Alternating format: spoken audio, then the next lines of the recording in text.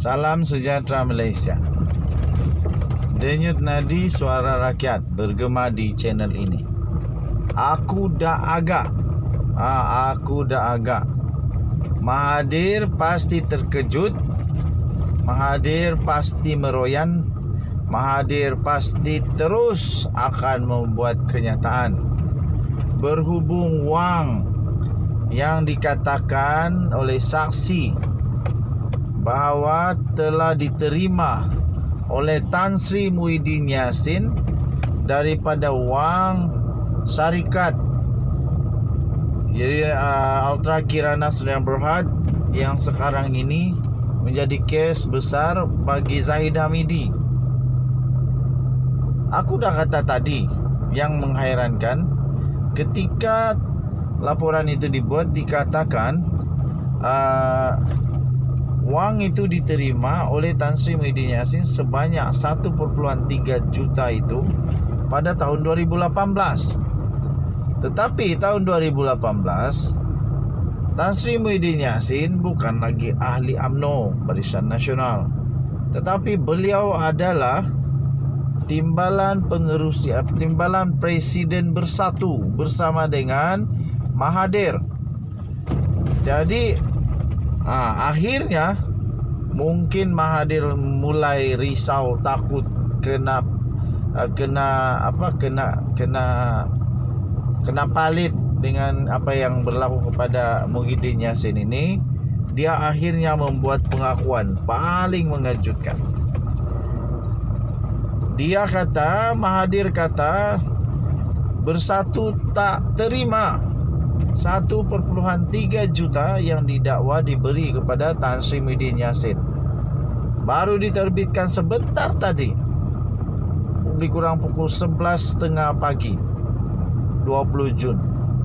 Baru sebentar tadi Mahathir buat pengakuan bahawa wang sebanyak 1.3 juta yang didakwa telah diberi kepada Muhyiddin Yassin daripada Ultra Kirana tidak pun sampai kepada Bersatu. Jadi wang itu pergi ke mana?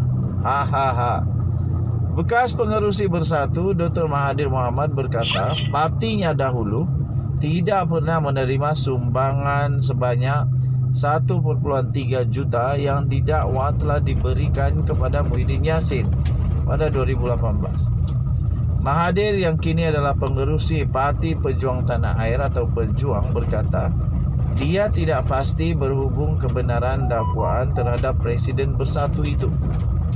Bagaimanapun Dr. Mahathir berkata sebagai pengerusi Bersatu pada ketika itu dia berkata yang disebut itu tidak pernah sampai ke Bendahari Parti. Katanya, kata Tun Mahathir, saya tak tahu betul tak betul. Yang saya tahu duit itu tak masuk tabung kita. Kalau sebarang wang yang diterima daripada penderma, ia bukan disimpan oleh seorang yang menerima. Saya pun kalau terima duit saya serah kepada bendahari, katanya. Tetapi setakat yang saya tahu, Muhyiddin Yassin tidak serah kepada bendahari sebanyak 1.3 juta ringgit Malaysia wang yang disebut itu. Ini bermakna bahawa sama ada dia dapat atau tak dapat, hakikatnya adalah tiada serahan wang sebanyak 1.3 juta ringgit Malaysia kepada bendahari kita, katanya kepada pemberita ketika satu majlis di Kuala Lumpur semalam. Muhyiddin didakwa telah menerima 1.3 juta ringgit Malaysia oleh Ultra Kirana Sdn Bhd UKSB secara tunai dalam 3 peringkat, iaitu pada 4 Jun, 4 Julai dan 23 Ogos 2018 yang lalu. Wow, ini semakin jadi kes berbelit-belit. Menjadi kes yang semakin memeningkan kepala. Buat kita pun bengong apa sebenarnya yang terjadi, tuan-tuan dan puan-puan yang dihormati.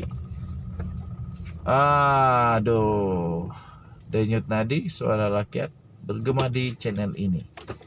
Soalan paling utama, betul atau tidak dapat, dan pergi mana uang itu? Kita jumpa lagi. Bye-bye. Salam sejahtera Malaysia. Denyut nadi suara rakyat bergema di channel ini. Tuan-tuan dan puan yang dihormati sekalian, Malaysia masih lagi dikejutkan. Hari ini 20 Jun 2022 masih lagi terkejut dengan senarai-senarai nama menteri dan ahli politik yang dikatakan telah menerima uang daripada UKSB. Excuse me. Akhirnya hari ini satu perkara yang aneh berlaku. Satu berita yang dia baru diterima yang amat-amat aneh. Kamu jangan skip sebab ini betul-betul aneh. Biar kamu pun merasa keanehannya. Biar kamu pun rasa apa yang pelik benda ni. Diterbitkan di Malaysia kini. Hari ini kemarin sebenarnya tuan-tuan dan puan, 19 hari bulan, diterbitkan kemarin 19 hari bulan pada jam kira-kira 11 malam. Aneh, tajuknya aneh. Kenapa ASPRM siasat nama lepas saksi dedah di mahkamah? Siasat nama lepas saksi dedah di mahkamah. Betul juga. SPRM sepatutnya menyiasat ahli politik yang dinamakan dalam perbicaraan rasuah bekas timbalan Perdana Menteri Malaysia iaitu Datuk Seri Dr. Ahmad Zahid Hamidi lebih awal, bukannya menunggu sehingga ia dibawa ke mahkamah. Ini apa tujuannya ni? Memang pelik dan aneh. Peguam Hanif Katri Abdullah berkata ini kerana individu itu dinamakan dalam ledger Ultra Kirana Sdn Bhd UKSB yang merupakan bukti yang dikemukakan oleh pihak pendakwaan sendiri. Katanya lagi, bukankah ini bermaksud buku ledger UKSB itu adalah antara barang kes yang sudah lama diperolehi oleh SPRM semasa siasatan awal kes ini. Maka isunya ialah, yang jadi isu sekarang ini ialah mengapa pihak SPRM pada masa itu tidak mendalami dan tidak menyiasat ke semua nama lain yang ada dalam buku ledger UKSB itu. Tetapi sekarang baru nak siasat. Jadi hanya ingin membuat pertanyaan saja sebenarnya. Kenapa baru sekarang? Bagi kamu yang ada jawapannya, boleh kongsikan di ruangan komen. Kenapakah perkara ini cuma terdedah di atas soal balas peguam pembelaan dalam soal balas saksi pendakwaan ke-17 itu, soal Hanif Katri Abdullah, pada satu kenyataan pada hari ini. Katanya perkara ini aneh, pelik dan wajar dijawab oleh SPRM. Habislah Azam Baki nak jawab kali ini. Azam Baki kena jawab bagaimana benda ini boleh berlaku. Bagaimana perkara ini baru jadi macam begini sekarang. Kata Hanif Katri lagi, iaitu peguam itu, adakah SPRM akan menyiasat SPRM sendiri di atas sendiri bahawa buku ledger UKSB yang ada dengan saksi pendakwaan ke-17 sejak awal siasatan telah tidak disiasat berhubung ke semua nama pemimpin politik yang telah menerima wang daripada UKSB. Soal peguam itu lagi. Dalam perkembangan yang berkaitan, ahli parlimen daripada Kepong iaitu Lim Lep Eng turut menyoal mengapa SPRM hanya meneliti nama-nama itu sekarang. Saya setuju. Soalan itu patut dijawab.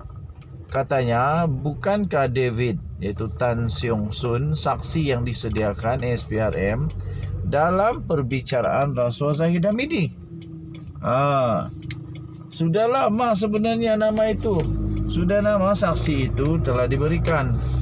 Tapi mengapa hanya sekarang mereka mahu menyiasat menteri dan bekas menteri yang dikatakan yang telah menerima wang daripada saksi?